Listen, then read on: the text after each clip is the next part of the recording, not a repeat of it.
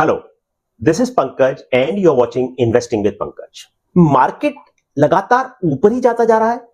क्या एक बहुत बड़ा क्रैश आने वाला है? क्या मार्केट बहुत ज्यादा गिरने वाला है? क्या मार्केट करेक्ट होने वाला है?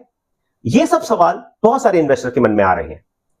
और क्या वाकई ऐसा होने वाला है? जब भी मार्केट ऊपर जाता है तो ये इस तरह के क्वेश्चंस बहुत नेचुरल होते हैं इन्वेस्टर के लिए। और स्पेशली अगर आप देखें जून के महीने में, जबकि मार्केट 6 से 7% ऊपर चला गया है, निफ्टी, सेंसेक्स, कुछ एक सेक्टोरल इंडाइसेस लाइक आईटी वगैरह तो और भी बेटर परफॉर्म किए हैं। निफ्टी और सेंसेक्स 6-7% ऊपर गए हैं, आईटी लगभग 15% ऊपर गया है। तो ये सब जो हो रहा है, इससे एक बहुत फियर जनरेट होता है इन्वेस्टर के मन में कि क्या मार्केट क्रैश होने वाला है, क्या मार्केट नीचे जाने वाला है। यही चीज आज हम डिस्कस करेंगे अपने इस प्रोग्राम में। तो सबसे पहले बात करते हैं कि आज जो हम बात कर रहे हैं, एक छोटे से क्विज से चालू करते हैं। ये क्विज जो है कि एक बहुत फेमस साइंटिस्ट है, बहुत पॉपुलर साइंटिस्ट है, और जो आप स्क्रीन पे देख रहे हैं, एक कोट है उनका। उन्होंने कहा कि वो जो यूनिवर्स की और हेवनली बॉडीज, सूरज, चांद, सितारे, उनके मूवमेंट को तो असेस कर सकते हैं, उनकी मोशन को तो असेस कर सकते हैं, उसके लिए फॉर्मूला बना सकते हैं, उसके लिए साइंटिफिक प्रोसेस बना सकते हैं, लेकिन इंसान के इमोशंस को या इंसान के पागलपन को, ये वर्ड उन्होंने यूज किया, मैडनेस ऑफ द पीपल को असेस कर पाना बहुत मुश्किल काम है। और ये उन्होंने स्टॉक मार्केट के कंटेक्स्ट में कहा था। ये उन्होंने स्टॉक मार्केट में किस तरह से लोग इन्वेस्ट करते हैं, किस तरह से लोग पागल हो जाते हैं किसी एक चीज के पीछे, और किस तरह से इन्वेस्टमेंट की सभी कॉन्सेप्ट, सभी प्रिंसिपल्स को दरकिनार करते लोग इन्वेस्ट करने लगते हैं। तो ये एक छोटा सा क्लू भी आपको दिख रहा है। ये क्लू अगर आप देखेंगे तो शायद आप गैस कर पाएंगे कि हम किस साइंटिस्ट की बात कर रहे हैं। इस क्वेश्चन का जवाब आपको इस वीडियो के आखिर में देंगे, लेकिन ये एक इंपॉर्टेंट चीज है, ये कंटेक्स्ट समझना बहुत जरूरी है कि मार्केट में जब भी कभी दो पावरफुल इमोशन, एक तो होता है फियर, एक होता है ग्रीड। फियर मतलब मार्केट बहुत नीचे है, हर कोई नेगेटिव है, वो फियर है, मतलब लोग इन्वेस्ट नहीं करना चाहते। और दूसरा ग्रीड, क्या ग्रीड इतना बढ़ गया है, क्या लालच इतना बढ़ गया है कि लोग किसी भी भाव पे इन्वेस्ट करने को तैयार, वैल्यूएशंस की कोई परवाह नहीं है, किसी और चीज की परवाह नहीं है। तो यही चीज आज हम डिस्कस करेंगे। 4 चीजें जिनके बारे में आज बात करेंगे। क्या करेक्शन आने वाला है, क्या मार्केट गिरने वाला है, और अगर गिरने वाला है तो कब गिरेगा, और क्या हम इसको टाइम कर सकते हैं, क्या हम वेट कर सकते हैं कि भाई जैसे ही मार्केट गिरेगा हम इन्वेस्ट करेंगे, और किस लेवल पे इन्वेस्ट करेंगे, और इस एनवायरनमेंट में इन्वेस्टमेंट अपॉर्चुनिटीज को कैसे ढूंढा जाना चाहिए। तो ये आज हम 4 चीजें आपके साथ डिस्कस करेंगे, शेयर करेंगे। आइए शुरुआत करते हैं। तो पिछला महीना जो जून का रहा है, जैसा हमने पहले कहा कि बहुत अच्छा रहा है। जो मार्केट है वो 6-7% ऊपर गए हैं। बीएसई सेंसेक्स जो है 79,000 80,000 के आसपास है। निफ्टी ने भी 24,000 का माइलस्टोन क्रॉस कर लिया है। और ये दोनों बहुत इंपॉर्टेंट पड़ाव हैं, 24,000 25,000 निफ्टी का या 80,000 सेंसेक्स के लिए। और ये जो परफॉर्मेंस आई है, बहुत अच्छी परफॉर्मेंस कही जा सकती है सिर्फ जून के महीने में। और अगर आप देखें कि ये जो स्पेशली अगर आप डिस्ट्रीब्यूशन देखें कि लास्ट हफ्ता जो था, जो 28 जून को मार्केट क्लोज हुआ, निफ्टी और सेंसेक्स, उस हफ्ते में मार्केट लगभग 2% ऊपर गया। तो लगभग 2-1.5% के आसपास लगभग हर वीक परफॉर्म किया है। तो 6 से 7% का नंबर आता है। और ये जो लेवल है, ये बहुत अब तक का एक्सपेंसिव लेवल है, अब तक का बहुत हाई लेवल है। और लगभग ऑलमोस्ट हर दिन ही ये आप देख रहे होंगे, ऑब्जर्व कर रहे होंगे कि market was touching new highs. तो ये देखें कि पिछले एक महीने में क्या हुआ है। ये निफ्टी का चार्ट है। निफ्टी का चार्ट आप देख रहे हैं कि एक जो 4 जून को जब इलेक्शन रिजल्ट आ रहे थे तो मार्केट अचानक से नीचे गया था, और उस लेवल से अगर आप देखें, उस लेवल से तो और ही ऊपर चला गया है, क्योंकि मार्केट मई के एंड में जब क्लोज हुआ था, और मई के एंड से लेके थोड़ा फिर नीचे गया 4 जून को, और उसके बाद से लगभग 22,000 के लेवल से आज 24,000 से ऊपर चला गया। तो लगभग 9-10% का रिटर्न बना चुका है मार्केट 4 जून के जो लोएस्ट पॉइंट है वहां से। फिर यही निफ्टी का चार्ट आप देखें, पिछले 6 महीने में क्या हुआ, ईयर टू डेट, मतलब 1 जनवरी से लेकर परफॉर्मेंस कैसा रहा है। तो 1 जनवरी से इंटरेस्टिंग चीज यह है कि मार्केट ने सिर्फ 10% 11% के आसपास परफॉर्म किया। तो पहले 5 महीने थोड़ा सा रस्साकशी चल रही थी, टग ऑफ वॉर चल रहा था कि भाई डोमेस्टिक इन्वेस्टर काफी बुलिश थे, फॉरेन इन्वेस्टर्स उतना ज्यादा, ये तो नहीं कह सकते कि बहुत आउटराइटली नेगेटिव थे, लेकिन जी हाँ, वो थोड़ा सा दुविधा में थे, थोड़ा ज्यादा पशोपश में थे, कश्मकश में थे कि क्या करना चाहिए, क्या नहीं करना चाहिए। तो फॉरेन इन्वेस्टर उतना पॉजिटिव नहीं थे। तो नेट रिजल्ट ये था कि वाईटीडी ईयर टू डेट 1 जनवरी से लेकर आज तक मार्केट का जो परफॉर्मेंस है वो 10-11-12% के आसपास है। अब अगर इस चीज को देखें कि पिछले 5 साल में जो परफॉर्मेंस है, दुगना पैसा कर दिया मार्केट ने। निफ्टी का अगर चार्ट देखें आप तो 12,000 के लेवल से आज लगभग 24,000 का लेवल क्रॉस कर दिया है। तो 5 साल में पैसा डबल हो गया। 5 साल में पैसा डबल होना, अगर आप जो पिछले काफी आई वुड से कि 40s में जो लोग हैं, 50s में जो लोग हैं, उन्होंने ये वर्ड सुने होंगे, किसान विकास पत्र और इंदिरा विकास पत्र। ये 80s और 90s के बड़े पॉपुलर इंस्ट्रूमेंट हुआ करते थे। लोग पोस्ट ऑफिस में या गवर्नमेंट ऑफ इंडिया की स्मॉल सेविंग्स स्कीम में इन्वेस्ट करते थे और वो 5-5.5 साल में पैसा डबल करते थे। और वो जमाना ये था जब इन्फ्लेशन 8-10% के आसपास हुआ करती थी, एफडी की रिटर्न 11-12% हुआ करती थी, कम से कम 10% तो हुआ ही करती थी। तो 5 साल में जो इंदिरा विकास पत्र या किसान विकास पत्र पैसा डबल किया करते थे 80s और 90s में, उस टाइम से लेके अगर आज आप देखें 5 साल में पैसा डबल होना is almost, it's an amazing investment opportunity which market has delivered. और ये बहुत अच्छी परफॉर्मेंस है। अगर आप आज के एफडी के रेट देखेंगे तो 6-7% या 7.5% के आसपास आपको मिलेगा मैक्सिमम। पैसा डबल होने में लगभग आपको 9-10 साल लगेंगे कम से कम, कहीं भी आप पैसा लगाएं। उसके कंपैरिजन में आधे टाइम में 5 साल के अंदर पैसा डबल हो रहा है। ऑफ कोर्स कोई गारंटी नहीं कि अगले 5 साल में ऐसा होगा, लेकिन पिछले 5 साल में अगर आप रियर व्यू मिरर में देखें, पिछला 5 साल परफॉर्मेंस देखें तो मार्केट 5 साल में पैसा डबल करके दिया है। फिर देखते हैं कि एक बड़ा सवाल कि भाई मार्केट ने तो पैसा डबल करके दे दिया, मार्केट बहुत अच्छा चल भी रहा है, क्या मार्केट एक्सपेंसिव है?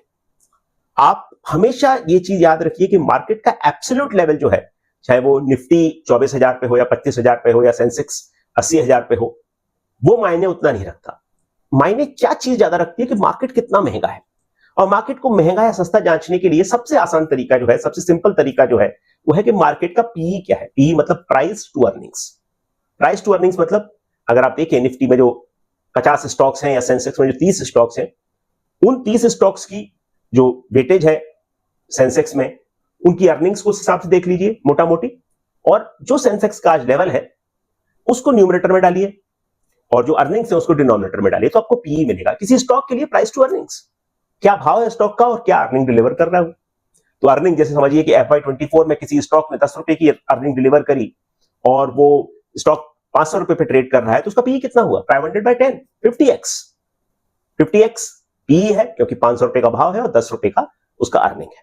तो अगर मार्केट का जो आप चार्ट यहां देख रहे हैं कि पीई क्या चल रहा है, पीई का क्या रेंज है, तो पीई का रेंज तो खैर बहुत बड़ा है। आप देखें जब कोविड आया था उस टाइम पे अर्निंग्स बहुत जल्दी धड़ाम से गिरे थे, मार्केट भी गिरा था, लेकिन अर्निंग्स और भी ज्यादा गिरे थे। उस टाइम तो मार्केट काफी महंगा हो गया था। मार्केट काफी महंगा हो गया था मतलब यह है कि मार्केट उसके बाद जब ऊपर चला गया, मार्केट एकदम रिकवरी हो गई थी कोविड के बाद मार्केट की, लेकिन अर्निंग्स उतनी रिकवर नहीं कर पाई, तो मार्केट ऑलमोस्ट 40x की पीई पे चला गया था। ये मैं मार्च 2020 की बात नहीं कर रहा हूं, ये मैं बात कर रहा हूं जब 2020 एंड हो रहा था, 2021, क्योंकि अर्निंग्स रिकवर नहीं हो पाए थे उस टाइम तक और मार्केट ऊपर चला गया था। तो उस टाइम लगभग 35-40 के पीई पे मार्केट ट्रेड कर रहा था। आज जो पी है मार्केट का वो 22 के आसपास है। 22 का मतलब यह है कि अगर आप इस पूरे चार्ट को आप देखेंगे 2014 ऑनवर्ड्स, हमने ये टेबल आपको दिखा रहे हैं हम हर महीने के हिसाब से कि मार्केट का क्या लेवल है पीई का, तो आपको लगेगा कि मार्केट सीरियसली उतना महंगा नहीं है। ऑफ कोर्स आपको छोटे नंबर भी दिखेंगे, 2014 में आपको 18, 17 उस तरह के नंबर भी दिख रहे हैं प्राइस टू अर्निंग्स के, बट जनरली आप देखेंगे मोटा मोटी 22 का पी इस पूरे चार्ट को देख के बहुत ज्यादा महंगा नहीं लग रहा है। अब एक और तरीका है नापने का कि जैसे इस जो टेबल के फॉर्मेट से ज्यादा समझ में आती है कोई भी चीज, हम पिक्चर देखते हैं, कोई एक इमेज देखते हैं। कहा गया है कि एक इमेज 1000 शब्दों से भी ज्यादा पावरफुल होता है, मतलब a picture is worth more than 1000 words. तो ये तो आपने देखा भाई वर्ड्स हैं, तो अब देखिए पिक्चर। तो ये पिक्चर जो है वो ये है, जो ब्लू लाइन जो आपको दिख रही है, ब्लू लाइन आपका इस चार्ट में, इस स्क्रीन पे जो आपको दिख रहा है ब्लू लाइन, ये आपका पी दिख रहा है यहां पर। और जो रेड लाइन है, ऑरेंज रेड लाइन है, वो आपको दिखा रही है कि निफ्टी का लेवल क्या है। तो यहां पे आप देखेंगे आपको लगेगा यार लोग वैसे ही कह रहे हैं निफ्टी कोई इतना महंगा नहीं है। बात सच है, निफ्टी 22 के लेवल पे अगर आज है, तो अगर आप पूरा हिस्टोरिकल 10 साल का चार्ट देखें, 2014 ऑनवर्ड्स ही चार्ट आपको दिख रहा है यहां पर, कोई बहुत महंगा लेवल नहीं है। महंगा लेवल कैसे होता कि भाई जो 42 का पी आपको दिख रहा है टॉप पे, आप देख रहे हैं 42 का पी, जब 2020 के बाद मार्केट जब रिकवर कर गया था, निफ्टी जब रिकवर कर गया था, उसके बाद 42 का पी हो गया था, मतलब उस लेवल से तो आज आधा है। तो मार्केट ओवरऑल महंगा नहीं।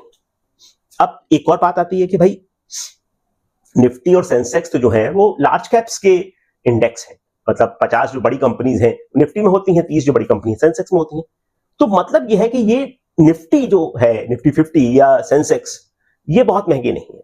ये बहुत ऐसे लेवल पे नहीं जहां इन्हें महंगा कहा जा सके।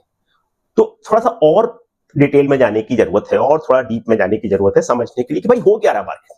ठीक है, आइए देखते हैं। अभी आप मिड कैप को देखिए, ये बीएसई का मिड कैप इंडेक्स है, ये पिछले 6 महीने में 25% ऊपर चला गया है। आपने देखा था पिछले 6 महीने का जो चार्ट था, वो पिछले 6 महीने का चार्ट आपको निफ्टी का दिखा रहा था 10-11% का इंक्रीज, और ये जो है वो आपको 6 महीने में मिड कैप 25% ऊपर चले गए। ठीक है भाई, स्मॉल कैप देखते हैं, तो ये बीएसई का स्मॉल कैप इंडेक्स है, अरे ये भी 22% ऊपर चला गया है, 22% ऊपर चला गया है। मतलब लार्ज कैप की तुलना में स्मॉल कैप और मिड कैप ज्यादा ऊपर चले गए। तो क्या मतलब निकल रहा है, लार्ज कैप जो है, जहां पे हमने निफ्टी का चार्ट देखा या हमने सेंसेक्स का चार्ट देखा, तो वो पता चल रहा है कि यार उतना महंगा नहीं है अर्निंग्स के हिसाब से या प्राइस के हिसाब से, प्राइस टू अर्निंग्स रेशियो के हिसाब से, लेकिन ये स्मॉल कैप और मिड कैप बहुत अच्छा परफॉर्म कर रहे हैं, तो ये आपको डेफिनेटली ज्यादा एक्सपेंसिव मिलेंगे। फिर बात आती है कुछ एक सेक्टोरल इंडेक्स की या किसी एक स्पेसिफिक कंपनीज का जो सेट होता है, पीएसयू। पीएसयू मतलब गवर्नमेंट की कंपनी है, पब्लिक सेक्टर अंडरटेकिंग्स। तो पब्लिक सेक्टर अंडरटेकिंग जो government of India own company होती है, उनका आप देखिए इंडेक्स, अरे ये तो और भी ऊपर है, स्मॉल कैप और मिड कैप से भी ऊपर है, 36% पिछले 6 महीने में। तो ये तो इंडेक्स और भी गजब कमाल का परफॉर्मेंस कर रहा है। मतलब small cap 22%, mid cap 25%, PSU index 36%, far far better than even mid cap, small cap और लार्ज कैप से तो है ही डेफिनेटली। फिर बात आती है कि हुआ क्या। अगर आप देखें कि सेंसेक्स में या निफ्टी में आईटी कंपनीज भी तो है भाई, इन्फोसिस है, काफी अच्छा वेटेज है उसका, टीसीएस है, तो ये सब कंपनीज उतना अच्छा परफॉर्म नहीं किए हैं सर। फिर प्राइवेट बैंक्स है, प्राइवेट बैंक्स में एचडीएफसी आता है, कोटक बैंक आता है, ये भी उतना अच्छा परफॉर्म नहीं किए। तो क्या हो रहा है कि ये जिनका वेटेज ज्यादा है, एचडीएफसी ऑलमोस्ट 10% का वेटेज है, तो वो जो वेटेज है वो उतना अच्छा परफॉर्म नहीं करेगा। इन्फोसिस जिसका 7-8% वेटेज है वो उतना अच्छा परफॉर्म नहीं करेगा, तो डेफिनेटली निफ्टी और सेंसेक्स भी उतना अच्छा परफॉर्म नहीं करेगा। तो कहने का मतलब ये है कि बहुत सारे सेक्टर ऐसे हैं जिन्होंने इस मार्केट रैली में पार्टिसिपेट ही नहीं किया है, मतलब वो उसमें ज्यादा अच्छा परफॉर्म नहीं किए हैं। तो ये जनरलाइज करना, ये एक ब्लैंकेट स्टेटमेंट कहना कि मार्केट तो बहुत महंगा है, ये गलत है। मार्केट महंगा है, किन जगह पे महंगा है, कौन से सेक्टर में महंगा है, कौन से सेगमेंट में महंगा है, वो देखना बहुत जरूरी है भाई। और देखते हैं और क्या चीज इंपॉर्टेंट है। अब देखिए कि करेक्शन आने वाला है, इसका पता कैसे चलेगा। तो अगर आप कुछ फंडामेंटल्स को देखें, बहुत ही स्ट्रॉन्ग डोमेस्टिक फ्लोज है। एक नंबर हम बार बार रिपीट करते हैं कि इंडिया में लगभग 16-17 हजार करोड़, 16-17 हजार, मतलब इतना करोड़ का इन्वेस्टमेंट, 16 to 17,000 करोड़ का इन्वेस्टमेंट एसआईपीज में हो रहा है सिर्फ हर महीने, और ये बहुत बड़ा नंबर है, $2 बिलियन का नंबर है। तो ये इन्फ्लोज आते जा रहे हैं, इन्फ्लोज आते जा रहे हैं। आपने शायद नोटिस किया होगा कि 4 जून को जब मार्केट गिरा था, तो रिटेल इन्वेस्टर्स बहुत तेजी से दौड़ के आए थे खरीदने के लिए, डोमेस्टिक इंस्टीट्यूशन ने भी पैसा लगाया था। तो जब मार्केट करेक्ट हुआ था थोड़ा सा, तो बहुत जल्दी भीड़ इकट्ठी हो गई थी खरीदने के लिए। Domestic investors, retail investors for participate. अगर आप देखें, फॉरेन इन्वेस्टर्स भी रिजल्ट के बाद से, इलेक्शन के बाद से पॉलिसी कंटिन्यूटी के बारे में थोड़ा ज्यादा कॉन्फिडेंट हो गए, थोड़ा सा उनका रुख बदला है, थोड़ा सा उनका व्यू चेंज हुआ है। पहले जो वो दुविधा में थे, उनका दिमाग बटा हुआ था कि भाई क्या करें क्या ना करें, मार्केट महंगा भी है और इलेक्शन की अनसर्टेनिटी भी है, वो रिजल्ट के बाद से उनका रुख बदल गया है। They are also positive.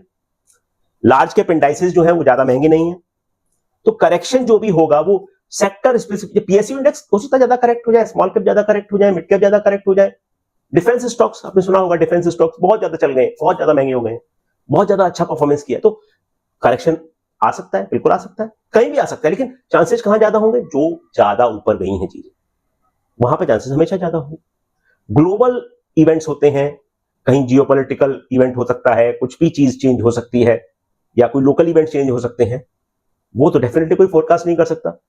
और वो फोरकास्ट करने के लिए अगर आप ऐसा समझते हैं कि वो पॉसिबल है, तो डेफिनेटली आप वेट कर सकते हैं। लेकिन कहने का मतलब यह है कि वो अक्सर अंदाजे 50-50 होते हैं, कभी सही भी होते हैं, कभी गलत भी होते हैं। तो लॉजिकली रीजनेबल बेसिस पे ये कहना कि मार्केट में बहुत ज्यादा करेक्शन आने वाला है, सेंसेक्स करेक्ट होने वाला है, निफ्टी करेक्ट होने वाला है, वो शायद उतना सही नहीं है। कई सारे फैक्टर हैं, बहुत स्ट्रॉन्ग डोमेस्टिक फ्लोज हैं, फॉरेन इन्वेस्टर्स भी पॉजिटिव हो गए हैं, कुछ सेक्टर में और कुछ सेगमेंट्स में काफी अच्छी परफॉर्मेंस है, और वहां पे हो सकता है करेक्शन ज्यादा चांसेस है। लोकल इवेंट्स, ग्लोबल इवेंट्स, उनको तो कोई फोरकास्ट कर नहीं सकता। लेकिन डेफिनेटली अगर देखा जाए तो ओवरऑल सिचुएशन आज ये है कि डिस्पाइट निफ्टी बीइंग एट 24,000 का लेवल या सेंसेक्स ऑलमोस्ट 80,000 का लेवल, 22-23 का पी इंडियन मार्केट के लिए कुछ बहुत ज्यादा महंगा नहीं है रिलेटिव बेसिस पे पिछले 10 साल के परफॉर्मेंस के हिसाब से। एब्सोल्यूट टर्म्स में आप कह सकते हैं कि भाई चाइना 7 या 8 के पी पे ट्रेड करता है या बाकी, लेकिन हर एक मार्केट की कैरेक्टरिस्टिक डिफरेंट होती है, क्वालिटेटिवली सब मार्केट डिफरेंट होते हैं। तो हम पिछले 10 साल का डाटा देख रहे हैं, 10 साल के डाटा से हमें लग रहा है कि ठीक ठीक है लेवल। फिर बात आती है कि अब करना क्या चाहिए। तो कुछ एक चीजें रिटेल इन्वेस्टर को बहुत याद रखनी चाहिए। यह वो समय है जबकि लार्ज कैप पे फोकस करें। लार्ज कैप पे फोकस करें क्यों? क्योंकि लार्ज कैप में अभी भी अपॉर्चुनिटीज आपको अच्छी मिल सकती हैं। जैसा कि हमने एक सेक्टर के बारे में बात की थी, पेंट्स के सेक्टर के बारे में। एशियन पेंट जिसका पी कभी कभी 100-120 तक पहुंचता था, आज वो 50-55 के पी पर है। वो लगभग आधा है उसका भाव अगर आप प्राइस टू अर्निंग्स के रेशियो पे देखें। तो ऐसे बहुत सारी और भी कंपनीज आपको मिल सकती हैं जहां पे क्या, आईटी कंपनीज एक अच्छा एग्जांपल है, थोड़ा सा चल गए हैं पिछले महीने भर में, लेकिन फिर भी आज भी रीजनेबल लेवल पे है। अगर इन्फोसिस आपको 22-24-25 के पीई पे मिलता है तो रिलेटिवली आप कह सकते हैं कि इट्स अ गुड स्टॉक, अच्छी कॉर्पोरेट गवर्नेंस है, सब कुछ बहुत बढ़िया है। अगर आप ये देखें वैल्यूएशंस कहां ज्यादा रीजनेबल है, इंडिविजुअल कंपनीज पर फोकस करें और सेक्टर्स में जहां पे फ्रोथ है, मतलब झाग ज्यादा है या बुलबुले ज्यादा है, उनको थोड़ा अवॉइड करें। आई एम नॉट श्योर कि आप में से कितने लोगों ने कभी जाके दूध खरीदा है। अगर आपने नहीं किया है तो इट्स अ गुड एक्सपीरियंस, कभी कभी ट्राई करना चाहिए।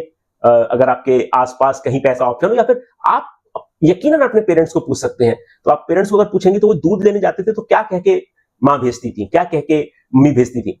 मम्मी ये कह के भेजती थी, देखिए दूध तो ला रहे हो बेटा, लेकिन कोशिश करना कि जब झाग ज्यादा हो तब मत लेना। क्या मतलब है? ये जो चीज है कि जब भी झाग ज्यादा है, जब भी बुलबुले ज्यादा हैं, जब भी हवा ज्यादा है, बहुत एक्सपेंसिव है चीज, वो सेम चीज दूध वाला कॉन्सेप्ट मार्केट में भी एप्लीकेबल होता है। जब भी आप दूध लेने जाते हैं, जो तुरंत कढ़ा हुआ दूध होता है, भैंस हो या गाय हो, किसी का भी हो, तो तुरंत कढ़ा हुआ दूध होता है तो बहुत झाग होता है। अगर आप उसको लेंगे तो घर आके वो शायद 1 किलो आपने दूध दिया, 1 लीटर दूध दिया, तो बचेगा आपका सिर्फ 600-700 ml, ऑलमोस्ट 1/3 दूध झाग में चला जाएगा। तो वो झाग अवॉइड करने के लिए कहती थी माँ, झाग अवॉइड करने के लिए कहती थी मम्मी। तो क्या मतलब हुआ इस चीज से कि ये जो चीज है कि मार्केट में भी एप्लीकेबल है। भाई जब झाग ज्यादा है, सब लोग पीछे दौड़ रहे हैं, थोड़ा रुक जाइए। साइक्लिकल है मार्केट, सेक्टर की प्रेफरेंस चेंज होती है, हम हमेशा कहते हैं। तो जरूरी नहीं है कि वो दोबारा से आप उसी समय खरीदें जब सब बहुत इंटरेस्टेड है, भीड़ लगी हुई है काउंटर पे, नहीं। फिर आप देखिए कि हमने जैसे कहा था कि पेंट सेक्टर के बारे में बात की थी, वो पेंट सेक्टर में काफी अच्छी कंपनीज हैं, गवर्नेंस अच्छा है, 4 कंपनीज 99% मार्केट शेयर को कंट्रोल करती हैं, और आपको और भी ऐसी कंपनी मिल सकती है। हमने बजाज होल्डिंग्स एंड इन्वेस्टमेंट की बात की थी, अगर आप उसके सम ऑफ द पार्ट्स को देखें तो वो लगभग 55-60% के डिस्काउंट पे थी कंपनी। मैं रेकमेंड नहीं कर रहा हूं, ये नहीं कर रहा हूं आप इन स्टॉक खरीदें, लेकिन आपको मार्केट में उस तरह की अपॉर्चुनिटीज मिलेंगी अगर आप सिंपल एक्सरसाइज ये करें कि भाई देखिए निफ्टी के पिछले जो 50 स्टॉक्स हैं उनके पिछले 10 साल के पीई कैसे हैं और आज क्या भाव पे ट्रेड कर रहे हो, क्या पीई पे ट्रेड कर रहे हैं, वो एक बेटर एक्सरसाइज होगी, वो एक बेटर तरीका होगा। इन्वेस्ट करें जब भी मार्केट महंगा हो। बहुत इंपॉर्टेंट चीज होती है, जब भी बहुत ऑप्टिमिज्म होती है उस समय में क्या होता है, आपको हमेशा बहुत वेल रन अच्छी कॉर्पोरेट गवर्नेंस वाली कंपनी जो रीजनेबली वैल्यूड हो उनमें इन्वेस्ट करना चाहिए। और जब मार्केट बहुत करेक्ट हो जाता है, जब भी इन्वेस्टमेंट नेगेटिव होता है ना, तो जो लोअर क्वालिटी कंपनी होती है बहुत ज्यादा करेक्ट हो जाती है, तो वहां पे अच्छी अपॉर्चुनिटीज क्रिएट होती है। लेकिन आज के समय में जब मार्केट रीजनेबली एक्सपेंसिव है तो आप ऐसी कोशिश करेंगे जो वेल रन कंपनीज हैं, जहां पे वैल्यूएशन सस्ते भले ही ना हो बट रीजनेबली ठीक ठाक हो, तो वो चीज बेटर होगी आपके लिए। मैसेज क्या है? मैसेज ये है कि जून बहुत अच्छा था मार्केट के लिए, निफ्टी के लिए, सेंसेक्स के लिए, और पिछले फर्स्ट हाफ में मतलब जनवरी से जून तक मार्केट 10-11% ऊपर चला गया है। इंडियन मार्केट्स जो है अगर आप देखें, सिर्फ कहने को मार्केट है लेकिन इसमें बहुत सारे पार्ट्स हैं। जैसा हमने देखा ना आप कि लार्ज कैप कैसा परफॉर्म किए हैं, उसके कंपैरिजन में स्मॉल कैप्स या लार्ज कैप के कंपैरिजन में मिड कैप्स या फिर पीएसयू इंडेक्स कैसा परफॉर्म किया है, तो ये देखना बहुत जरूरी है। स्मॉल कैप्स में, मिड कैप में बहुत तेजी है, बहुत ज्यादा वो ऊपर चले गए हैं।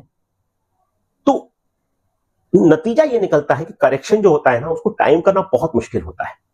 और आज जो सिचुएशन है, अनलेस देखिए ग्लोबल इवेंट्स हैं, लोकल इवेंट्स हैं बहुत ड्रास्टिक, उनको कोई फोरकास्ट नहीं कर सकता, लेकिन रीजनेबली अगर आप देखें आज 22-23 के पीई पे अगर निफ्टी ट्रेड कर रहा है तो कोई बहुत ज्यादा महंगा लेवल उसको नहीं कहा जा सकता लार्ज कैप। बट वो सेम चीज हमने देखी ना, स्मॉल कैप, मिड कैप या पीएसयू इंडेक्स जो बहुत ज्यादा आउट परफॉर्म किए हैं, 33% पीएसयू इंडेक्स ऊपर चला गया है, 36% ऊपर चला गया है, वो चीजें आपको देखना जरूरी है।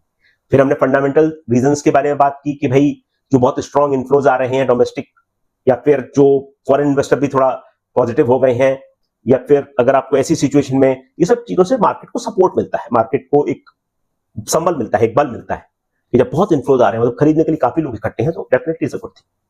रिटेल इन्वेस्टर्स को इस समय पर सावधान रहने की जरूरत है, मार्केट को ना देखें, इंडिविजुअल कंपनीज को देखें, अच्छी वेल रन कंपनी जो रीजनेबली वैल्यूड हो उनको देखें, उनके बारे में रिसर्च करें, उनके बारे में समझें और तब इन्वेस्ट करें।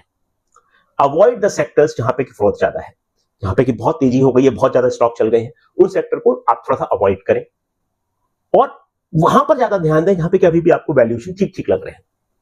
प्राइस अर्निंग्स जो है वो एक सिंपल मैट्रिक्स है, लेकिन उसे काफी कुछ कन्वे होता है, तो वो कैसा लग रहा है, इंडिविजुअल कंपनीज पे फोकस करें, मार्केट को ना देखें, इंडिविजुअल कंपनीज को देखें और देखें कि कहां पे अच्छी वेल रन कंपनीज जो हैं, अच्छी कॉर्पोरेट गवर्नेंस वाली कंपनीज जो हैं और अच्छा आरओई बनाती हैं, वो सब कुछ करती हैं और रीजनेबली वैल्यूड है, तो वो आपके लिए बेटर होगा। तो ये हमारा की मैसेज था। मार्केट में करेक्शन कब आने वाला है नोबडी नोज, लेकिन आज जो सिचुएशन है उसमें बजाय मार्केट को, निफ्टी या सेंसेक्स को देखने के, हम इंडिविजुअल पार्ट्स को देखें, डिफरेंट सेगमेंट्स को देखें, डिफरेंट सेक्टर्स को देखें और तब इंडिविजुअल कंपनीज के बारे में रिसर्च करके, उनके बारे में समझ के इन्वेस्ट करेंगे तो बेटर होगा। अब ये जो क्विज हमने दिखाया था, ये आप फोटो पहचान सकते हैं, ये आपने सबने इनका नाम सुना होगा, Isaac Newton, sir Isaac Newton, जिन्होंने ग्रेविटी के बारे में बताया था, गुरुत्वाकर्षण की खोज की थी। और ये जो एप्पल था, वो एप्पल हिंट था कि ऐसा स्टोरी है, ऐसा कहा जाता है कि वो बैठे हुए थे एक जगह पर और उनके ऊपर सेब आके गिरा, तो उन्होंने विचार किया कि भाई सेब मेरे ऊपर ही आकर क्यों गिरा, या सेब नीचे ही क्यों गिरा, और आगे बढ़ते बढ़ते वो गुरुत्वाकर्षण तक पहुंच गए। उन्होंने बहुत ज्यादा काम किया है, बहुत सारी और भी चीजें हैं, लाइक जो कैलकुलस है, कैलकुलस में उनका बहुत इंपॉर्टेंट कॉन्ट्रीब्यूशन है। न्यूटन के मोशन के नियम जो होते हैं, वो 3 नियम जो होते हैं बहुत पावरफुल है, बहुत इंपॉर्टेंट है, और वो हर किसी को, हर स्टूडेंट को जो पढ़ते हैं 6वीं 7वीं 8वीं क्लास से ही पढ़ाए जाते हैं। तो ये एक बेसिक से शुरुआत हुई थी कि उनके ऊपर सेब गिरा। अगर ये स्टोरी सच भी है या नहीं है ये कोई नहीं कह सकता, लेकिन जहां से शुरुआत की और कहां तक वो पहुंचे, सेम चीज मार्केट के साथ एप्लीकेबल है। आप किसी भी चीज को समझते हैं, पहले वो थोड़ा डिफिकल्ट लगती है, फिर धीरे धीरे आप जैसे और काम करते हैं और समझते हैं और मेहनत करते हैं, तो आप उसके बारे में समझते हैं बेटर। उम्मीद करते हैं आपको ये हमारा एफर्ट पसंद आया होगा। अगर आप हमारी वीडियोस को पसंद करते हैं, कंटेंट अच्छा लगता है, लाइक करें, दोस्तों को बताएं, फैमिली मेंबर्स को बताएं जो मार्केट में इंटरेस्टेड है। अगले बार किसी और इंटरेस्टिंग टॉपिक पर शीघ्र आपसे मुलाकात होगी। तब तक के लिए thank you so much. See you again.